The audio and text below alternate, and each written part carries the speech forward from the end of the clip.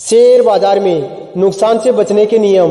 Number 1, निवेश पर लगातार नजर रखें। नंबर 2, बाजार की गतिविधियों से अपडेट रहे। नंबर 3, स्टॉप लॉस का इस्तेमाल करें। नंबर 4, बड़ी रकम से शुरुआत ना करें। नंबर 5, पेनी स्टॉक यानी छोटे शेयरों से बचें। नंबर 6, शेयरों का चयन कंपनी की ग्रोथ को देखकर करें।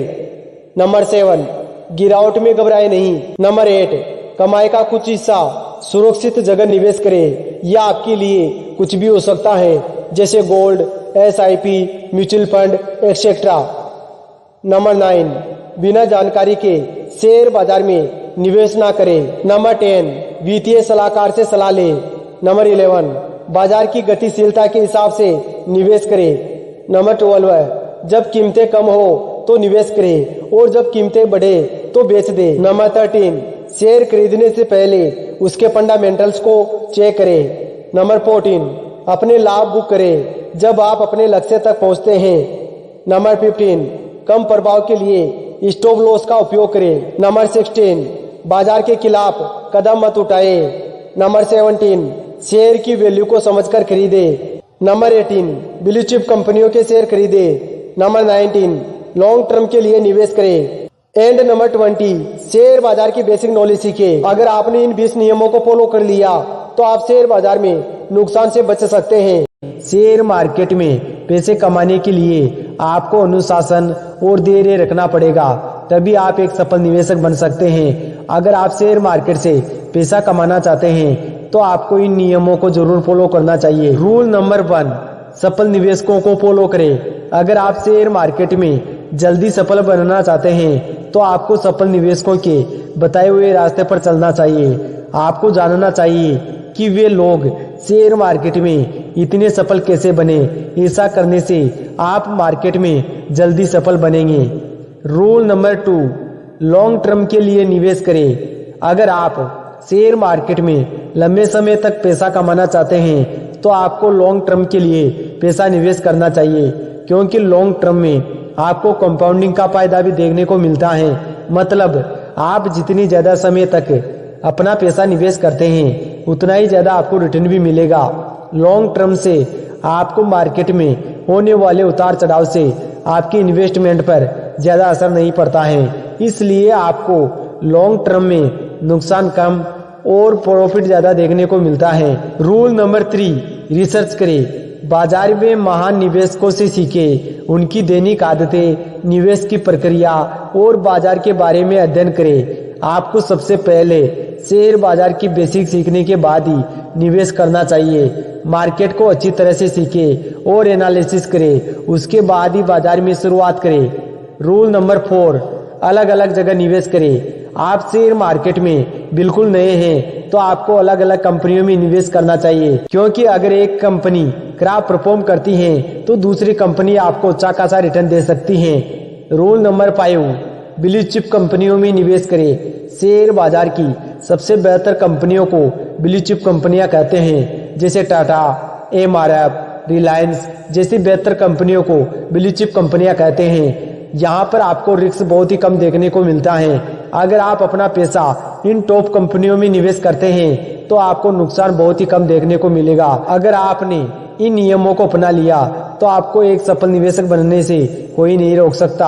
आप शेयर मार्केट में तभी सफल बन सकते हैं जब आप शेयर मार्केट के बारे में बहुत कुछ जान सके। नंबर 1, स्टॉक मार्केट यानी शेयर बाजार क्या होता है। शेयर बाजार को ही स्टॉक मार्केट, शेयर मार्केट या इक्विटी मार्केट भी कहते हैं। शेयर बाजार एक ऐसा बाजार है जहां कंपनियों के शेयर खरीदे और बेचे जाते हैं। शेयर बाजार का प्रमुख उद्देश्य कंपनियों को पूंजी जुटाने का मौका देना और निवेशकों को कंपनियों में हिस्सेदार बनने का अवसर प्रदान करना है। नंबर 2, शेयर किसे कहते हैं। किसी एक कंपनी की कुल संपत्ति 10 लाख रुपए है। कंपनी अपनी कुल पूंजी को यानी 10 लाख रुपए को 1000 हिस्सों में एक समान मूल्य पर बांट देती है।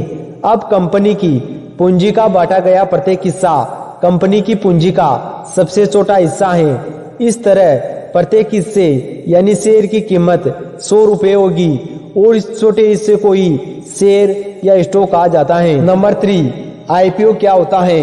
आईपीओ का मतलब इनिशियल पब्लिक ऑफरिंग होता है। जब कोई कंपनी पहली बार पब्लिक को अपने शेयर ऑफर करती है तो इसे आईपीओ कहा जाता है। देश में प्राइवेट कंपनियां अलग अलग क्षेत्रों में काम करती हैं। जब इन कंपनियों को फंड की आवश्यकता होती है तो ये खुद को स्टॉक मार्केट में लिस्ट करवाती हैं और इसका सबसे बेहतर तरीका है आईपीओ। आईपीओ को जारी करने के बाद कंपनी शेयर मार्केट में लिस्ट हो जाती है। इसके बाद निवेशक उसके शेयर को खरीद और बेच सकते हैं। नंबर 4, डीमैट अकाउंट क्या होता है? शेयर बाजार में ट्रेडिंग करने के लिए सबसे बुनियादी जरूरत डीमैट अकाउंट की होती है। डीमैट अकाउंट आपके बैंक अकाउंट की तरह ही होता है, बस अंतर इतना है कि बैंक अकाउंट में आप अपने कैपिटल को डिजिटल फॉर्मेट में रखते हैं, उसी तरह डीमैट अकाउंट में शेयर को डिजिटल फॉर्मेट में जमा करते हैं। Number 5, trading account.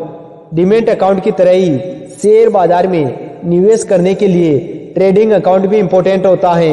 यह आपको शेयर बाजार में शेयरों को इलेक्ट्रॉनिक रूप में खरीदने और बेचने की अनुमति देता है।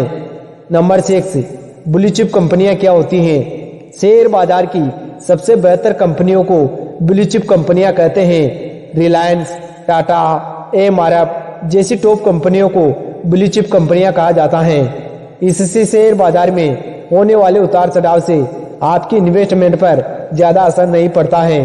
नंबर 7, बुल मार्केट क्या होता है? बुल मार्केट बाजार की वो वित्तीय स्थिति है जो कि निवेशक के आत्मविश्वास, आशावाद और सकारात्मक उम्मीदों को दर्शाता है। नंबर 7, बुल मार्केट क्या होता है? बुल मार्केट बाजार की वो वित्तीय स्थिति है जो कि निवेशक के आत्मविश्वास, आशावाद और सकारात्मक उम्मीदों को दर्शाता है। सरल भाषा में अगर कहा जाए तो बुल मार्केट अक्सर शेयरों को ओवर वैल्यूएशन की ओर ले जाता है, क्योंकि निवेशक अत्यधिक आशावादी होते हैं और वो मानते हैं कि स्टॉक हमेशा ऊपर जाएगा। नंबर 8, ईपीएस क्या होता है? ईपीएस का मतलब अर्निंग पर शेयर होता है। ईपीएस एक ऐसा नंबर होता है जो यह बताता है कि एक निश्चित समय अंतराल में एक कंपनी अपने हर सामान्य शेयर पर कितने रुपए का मुनाफा कमाती है। नंबर 9, शेयर बाजार में उतार चढ़ाव क्यों होता है? किसी कंपनी में शेयर मूल्यों में उतार चढ़ाव के लिए एक कारण जिम्मेदार नहीं है, बल्कि कई कारण जिम्मेदार होते हैं। जैसे अगर रिलायंस के शेयरों के दाम बढ़ते हैं तो इसके निम्न कारण हो सकते हैं, जैसे रिलायंस द्वारा किसी ऐसी नीति की घोषणा करना जिसके कारण लोगों के द्वारा इसके शेयरों की अधिक खरीदारी करना, भारत सरकार या राज्य सरकार द्वारा रिलायंस के पक्ष में कोई अच्छा निर्णय लेना। ऐसे और भी बहुत कारण हो सकते हैं जिसके कारण शेयर बाजार में उतार चढ़ाव होते रहते हैं। नंबर 10, बेयर मार्केट क्या होता है? मंदी के बाजार के दौरान निवेशक का व्यवहार अत्यधिक निराशावादी होता है, क्योंकि उन्हें डर होता है कि स्टॉक नीचे जाएगा। Thanks for watching.